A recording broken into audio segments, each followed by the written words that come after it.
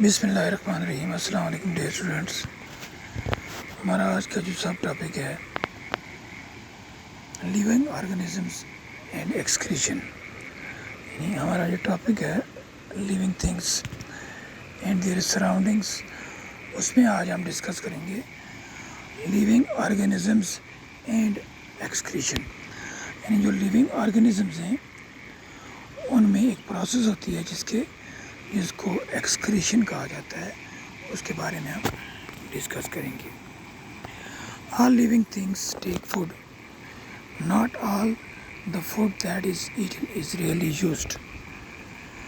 Only a part of it is utilized by the body. What happens to the rest?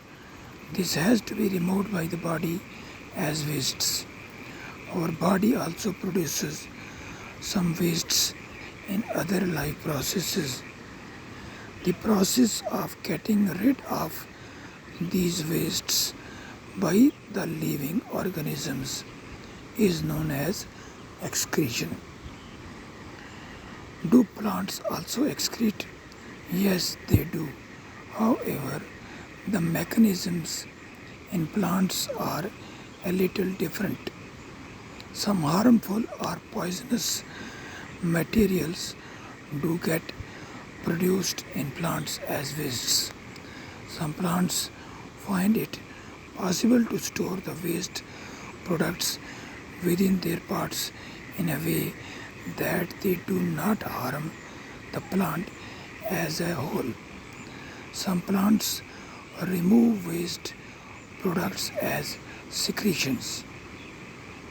Excretion is another characteristic common to all living things.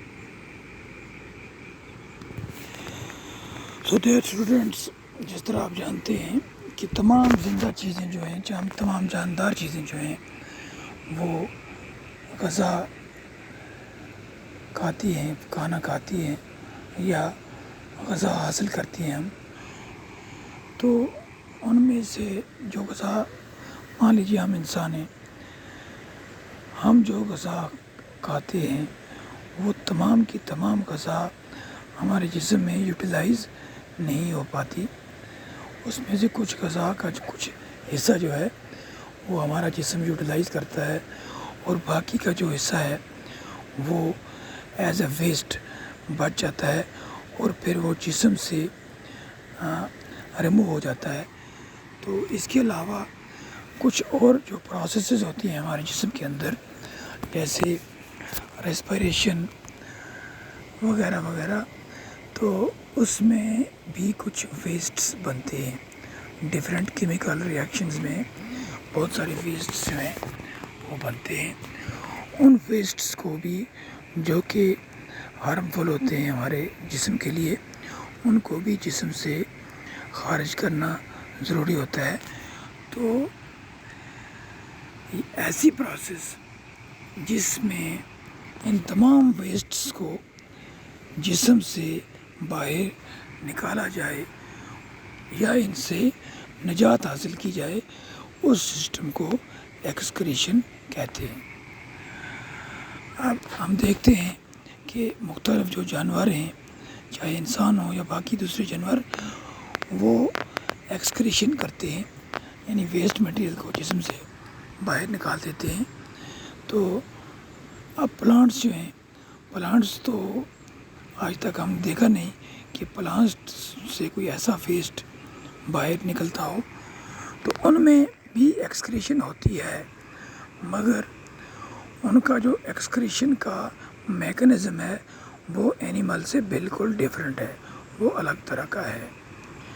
تو اب یہ جو plants ہیں، ان کے اندر جو waste material ہوتا ہے وہ کسی پوائزنس میٹیریل کی شکل میں جو ہے سٹور ہو جاتا ہے پلانٹ کے کسی حصے میں۔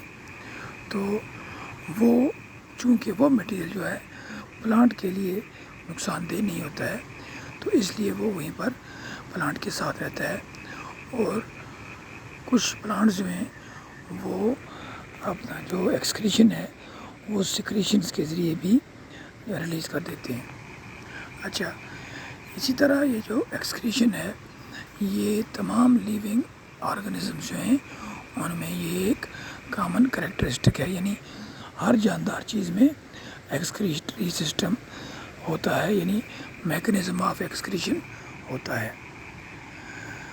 اب دوسرا جو اس میں یعنی اب ہم ڈسکس کریں گے کیا تمام لیونگ تھنگس جو ہیں وہ ریپروڈکشن کرتے ہیں، یعنی do all living things reproduce their own kind. تو آپ نے دیکھا ہوگا کہ کچھ مطلب پرندے جو ہیں وہ گھونسلے بناتے ہیں اور ان میں بہت سارے پرندے جو ہیں اپنے اپنے گھونسلوں میں انڈے دیتے ہیں، اور پھر وہ انڈے جب ہیچ ہو جاتے ہیں تو ان سے چھوٹے چھوٹے چوزے نکل آتے ہیں، جیسے یہاں پر فگر 9.13 میں دکھایا گیا ہے۔ تو یہ جو اسی طرح جو مختلف جانور ہیں، چاہے گائے ہو، بھینس ہو، بکری ہو وغیرہ وغیرہ، ان کے بھی آپ نے چھوٹے چھوٹے بچے دیکھے ہوں گے، وہ بالکل ان کی جو ماں ہوتی ہے اس سے ملتے جلتے ہیں، یعنی گائے کا بچڑا ہے یا بچڑی ہے اس کی شکل گائے سے ہی ملتی ہوگی، بھینس سے نہیں ملے گی۔ اسی طرح اگر بلی کا بچہ ہم دیکھیں تو وہ بالکل بلی جیسا ہی ہوگا۔ تو تمام جو جاندار چیزیں ہیں، چاہے اینیملز ہوں یا پلانٹس ہوں، وہ اپنے جیسے انڈیویجولز یا ان کی جو مطلب بچے پیدا کرتے ہیں جو بالکل دکھنے میں ان جیسے ہی ہوتے ہیں۔ اب یہ جو ریپروڈکشن کا جو میتھڈ ہے، یعنی بچے پیدا کرنے کا طریقہ ہے، یہ جانوروں میں الگ الگ طرح کا ہوتا ہے۔ کچھ جانور بچے پیدا کرتے ہیں جیسے گائے، بکری، بھیڑ وغیرہ وغیرہ، اور کچھ جانور جو ہیں یا پرندے جنہیں ہم کہہ سکتے ہیں وہ انڈے دیتے ہیں اور ان انڈوں سے بعد میں بچے نکلتے ہیں۔ اسی طرح پلانٹس جو ہیں، پلانٹس میں بھی ریپروڈکشن ہوتی ہے، پلانٹس بھی اپنے جیسے انڈیویجولز پیدا کرتے ہیں، لیکن پلانٹس اور اینیملز میں جو یہ طریقہ ہے ریپروڈکشن کا یہ بالکل مختلف ہے۔ بہت سارے پودے ایسے ہوتے ہیں، بہت سارے پلانٹس جو ہیں وہ سیڈز کے ذریعے ریپروڈیوس ہوتے ہیں، یعنی پلانٹس میں پھل لگتے ہیں، پھل میں سیڈز ہوتے ہیں، اور وہ سیڈز جب زمین کے اندر چلے جاتے ہیں، مٹی کے اندر چلے جاتے ہیں تو وہاں سے جو ہے بیج نکلتا ہے، وہ چھوٹے چھوٹے پودے نکلتے ہیں اور پھر وہ گرو ہو کر بڑے ہو جاتے ہیں۔ اس طرح کچھ پلانٹس جو ہیں ان کے کچھ یعنی جو پارٹس ہوتے ہیں، مطلب سیڈز کے علاوہ کچھ پارٹس ہوتے ہیں، برانچز وغیرہ، ان سے ہی نئے پودے نکل آتے ہیں۔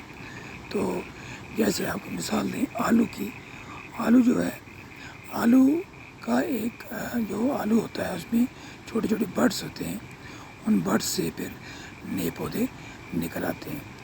تو کچھ پلانٹس جو ہیں ان کی کٹنگز جو ہیں وہ ہم لگاتے ہیں تو ان سے نئے پودے نکل آتے ہیں، یعنی اس کے لیے پلانٹس میں جو ریپروڈکشن ہے اس کے بہت سارے طریقے ہیں۔ تو یہ تھا ہمارا آج کا ٹاپک، اس سے آگے ہم انشاءاللہ کل ڈسکس کریں گے۔ That is enough for